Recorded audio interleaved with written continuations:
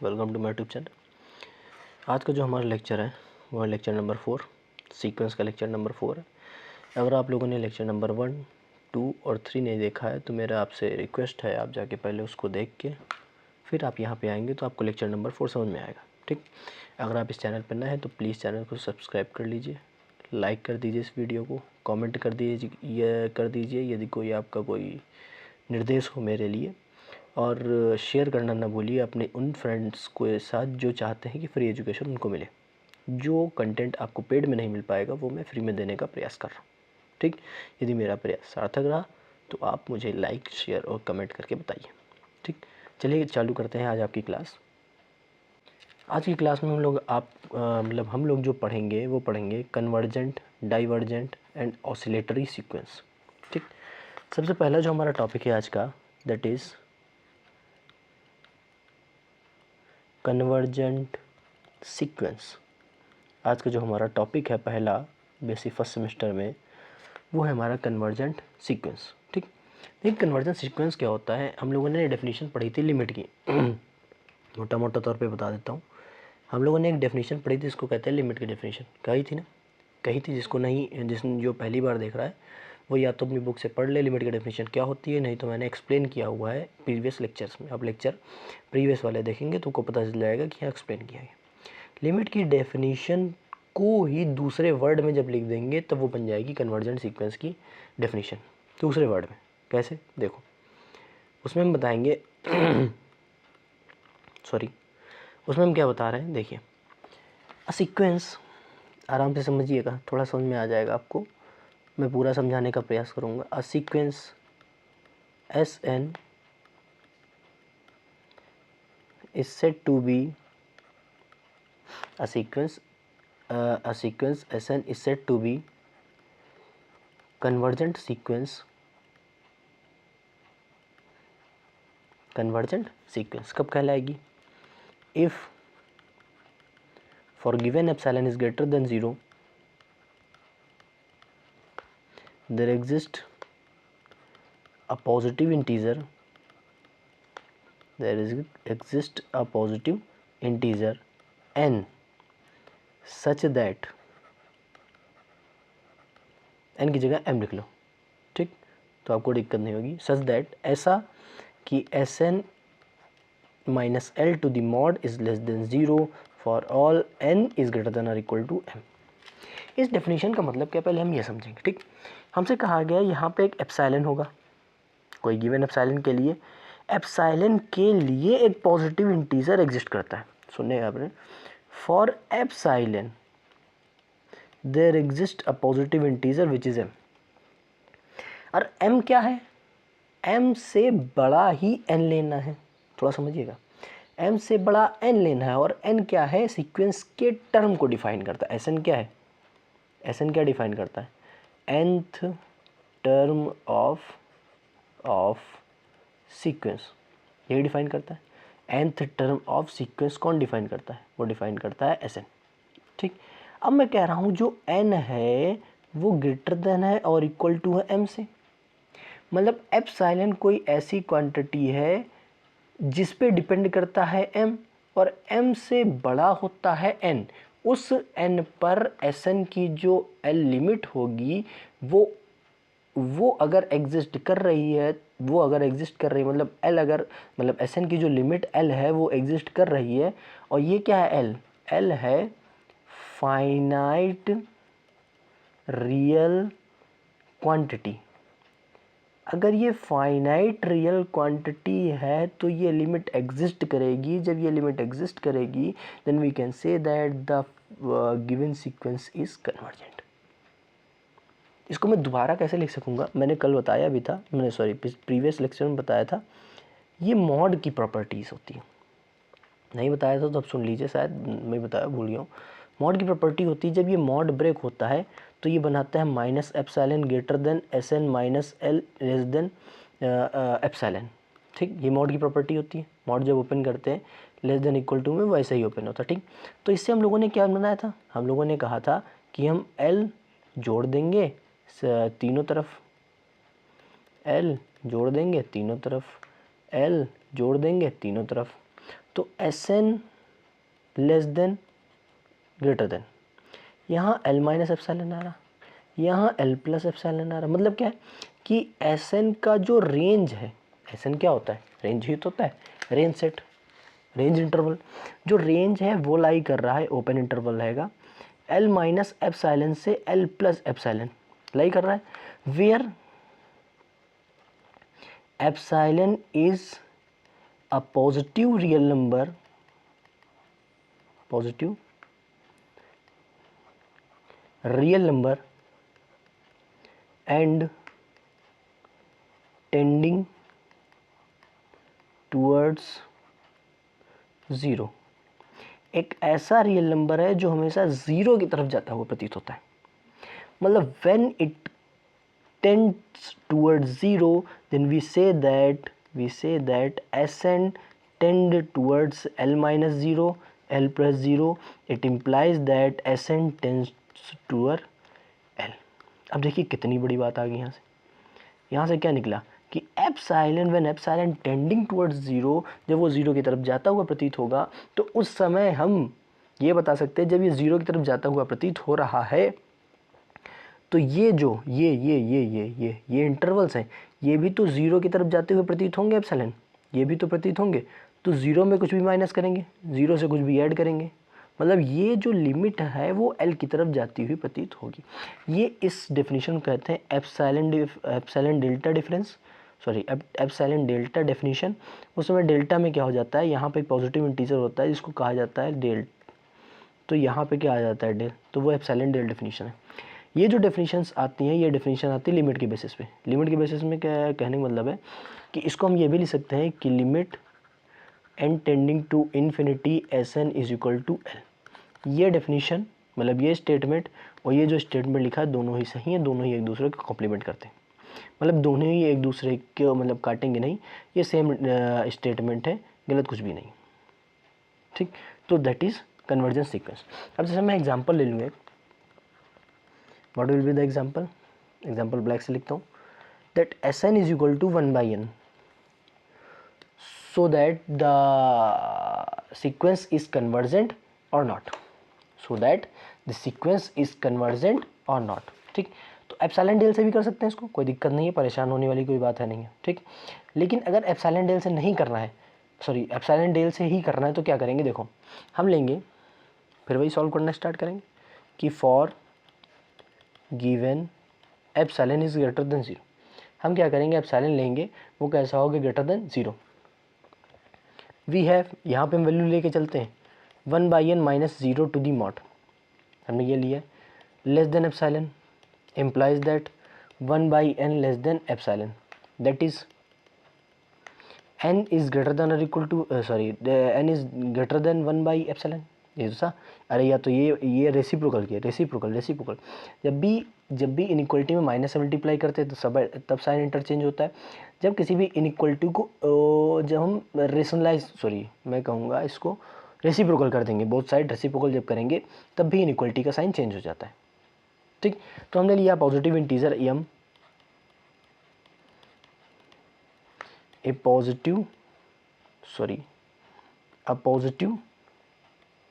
integer m is equal greater than 1/एप्सिलॉन, so n is greater than और equal to m।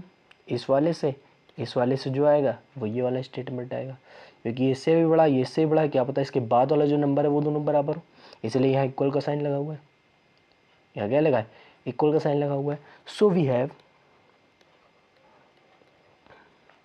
1/n minus का 0 less than epsilon for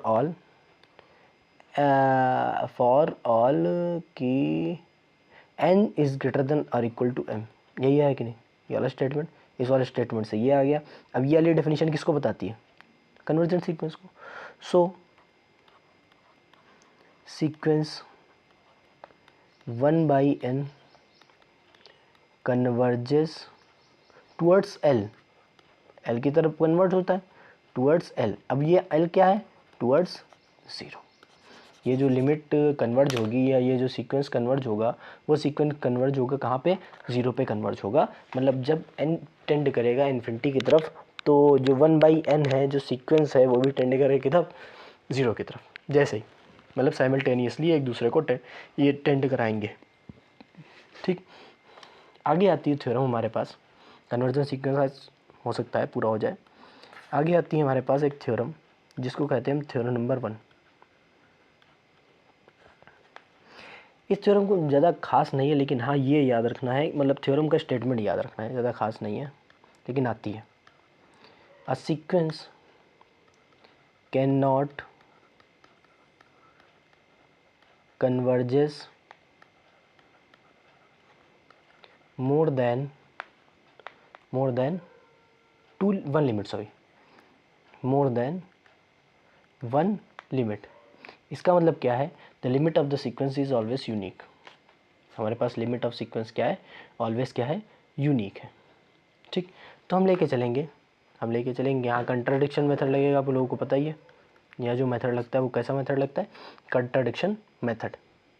इस वाली theorem में हम लोग क्या करेंगे, यहाँ पे सपोज कर लेंगे let us suppose that the given sequence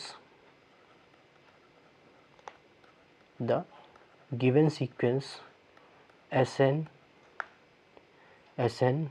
has two limits, more than one limit लिखो या two limits that is L and L1, L है और L1 है। लेट क्या किया है, हाँ ऐसा है, such that L minus L dash to the mod is always less than, नहीं, is always greater than zero. Mod है, मॉड हमेशा क्या देगा, ग्रेटर देन ज़ीरो। जब इक्वल नहीं है तो इक्वल ज़ीरो हो नहीं सकता, हमेशा ग्रेटर देन ज़ीरो देगा। एल और एल डैश जब इक्वल नहीं है तो इक्वल कहाँ से आ जाएंगे। बस एक चीज़ सपोज ये करनी है, एप्सिलॉन बराबर है 1/2 मॉडुलस एल माइनस का L dash such that epsilon is greater than zero. ठीक, तो हमारे पास जो है एक चीज़ वो है एल माइनस का एल डैश। पहले मैं ये बता दूँ, if sequence Sn has limit L, सो अगर इसके पास L लिमिट है, Sn minus L is less than epsilon for all n is greater than और इक्वल टू m1। वही पॉजिटिव इंटीजर हम लाई करें जिसके लिए n is greater then m1 होगा, वही चीज़ है पूरी प्रॉपर्टी। अगला Sn जो सीक्वेंस है has limit L1, so Sn minus का L1 लेस देन क्या आएगा, एप्सिलॉन।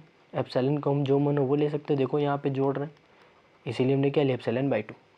अब हमें जो लेना है वो लेना है L माइनस का L डैश। अब देखो इस वाली इक्वेशन को हम ऐसे ले सकते हैं, देखिएगा Sn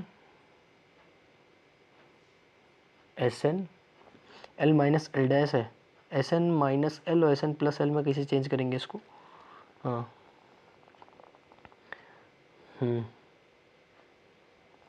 Sn माइनस L और Sn माइनस L डैश में कैसे चेंज करेंगे इसको, हाँ Sn minus L dash minus Sn minus L less than और इक्वल टू, लेस देन में टूटता है, याद है, मॉड Z1 माइनस Z2 बराबर लेस देन और equal to mod Z1 plus mod Z2 आता है ना, तो वही तो प्रॉपर्टी, Sn माइनस का L, Sn माइनस का L, ये क्या है एप्सिलॉन/2, ये क्या है एप्सिलॉन/2, ये लेस देन इक्वल वाला ये, ठीक, तो लेस देन क्या आ जाएगा, इक्वल हट जाएगा, तो यहाँ पे क्या आ जाएगा एप्सिलॉन, यहाँ पे क्या आ जाएगा एप्सिलॉन।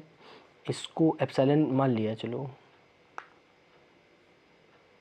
एक चीज़ याद रखनी पड़ेगी आपको, यहाँ एप्सिलॉन/2 नहीं मानना है, मैंने उधर 2 एप्सिलॉन मान लिया ना, तो इसलिए यहाँ एप्सिलॉन/2 नहीं मानना है। जब एप्सिलॉन/2 यहाँ से हटा देंगे तो ये आएगा एप्सिलॉन की वैल्यू क्या है,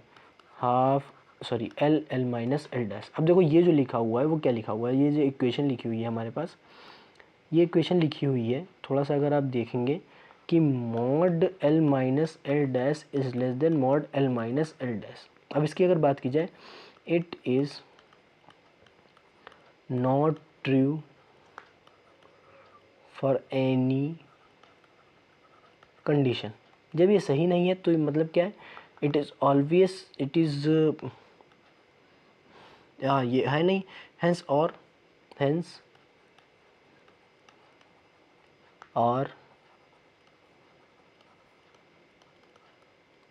assumption is wrong, hence both the limit are same। जो दोनों लिमिट है वापस में क्या होंगी, same. Hence L is equal to L1 for all n is member of natural number. कोई दिक्कत? अभी देखिए यहाँ पे ये हमारे पास है कन्वर्जन सीक्वेंस। कितनी इंपॉर्टेंट थ्योरी होगी ये। थ्योरी बहुत इंपॉर्टेंट है, चाहे आप जिस वाले एग्ज़ाम की प्रिपरेशन कर रहे हैं। ये थ्योरी अगर आ पाएगी, आपको आ रही है तो आपको बहुत अच्छा है। ये थ्योरी बहुत इंपॉर्टेंट है, जो कि बहुत ज़्यादा पूछी जाती है, ठीक, बहुत ज़्यादा पूछी जाती है। तो ये थ्योरम के लिए बहुत ज़्यादा इंपॉर्टेंट है, ठीक। अब हमारे पास जो आती है वो कुछ एग्जाम्पल आएंगे और कुछ हमारे पास क्या आएंगे, थ्योरी, मतलब थोड़े से क्वेश्चन। मैं एग्जाम्पल पहले करा देता हूँ। एग्जाम्पल में सबसे पहले एग्जाम्पल मैं ले रहा हूँ, शो दैट Sn कोई सीक्वेंस है जिसमें डिफाइंड है Sn बराबर r⁴n, और ये कहा गया है कि कन्वर्ज कर रही जीरो तरफ when modulus of r is less than 1। जो मॉडुलस ऑफ r है वो क्या है, लेस देन 1 है। अब देखो मैं इसको थ्योरेटिकली मैं बताना चाहता हूँ। मैं IIT JAM और MSc इंट्रेंस जैसे एग्जाम में अगर आ जाएगा, आपसे कोई पूछ भी दे तो क्या कह सकते हो, because r is less than 1 but we know that modulus of r is greater than 0। ये तो हमें पता है ना कि मॉडुलस आर कैसा होता है, मतलब मॉडुलस ऑफ आर कैसा होता है, लेस देन 0, ग्रेटर देन 0। इसका मतलब मैं ये लिख सकता हूँ कि ये 0 से बड़ा है और 1 से क्या है, छोटा। When we taken limit on that for which the modulus value is greater than 0 and less than 0, it means that may be the value like 1/something, 1/something। That is the possibility. So when we tending towards infinity, the numerator becomes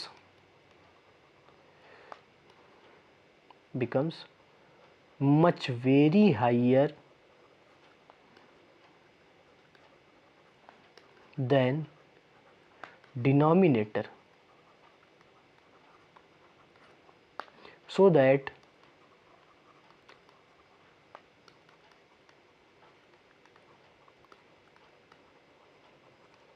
the fraction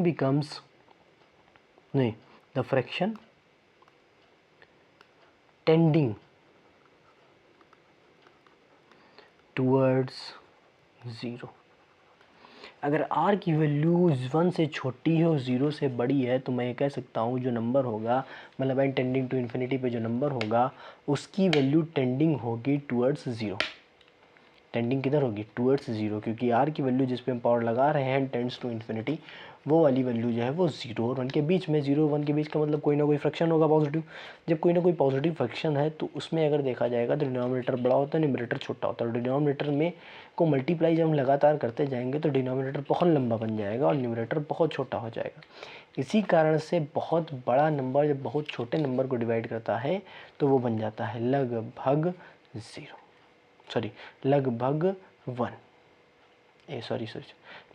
बन जाता है। क्यों, सबसे बड़े number को सबसे छोटे number से डिवाइड करेंगे 0.0 समथिंग आएगा। तो इसका मतलब क्या है, मेन जो डोमिनेंस है वो किसका है, 0 का। आप कोई 10 डिजिट का नंबर है उसमें लास्ट डिजिट 1 है और 9 डिजिट तो 10 है, 0 है, तो उसका मतलब क्या है, वो टेंडिंग टूवर्ड 0 है, वो ऑलवेज पॉजिटिव क्वांटिटी है। वैसे ही यहाँ पे इस वाले में अगर लिमिट देखेंगे तो लिमिट हमेशा क्या आएगी, 0 आएगी, क्योंकि r की वैल्यू कहाँ से कहाँ तक है, 0 से 1 तक। अब चलिए, अब हम क्वेश्चन के साथ कुछ मिलेंगे अगली क्लास में। तब तक के लिए गुड बाय, थैंक यू।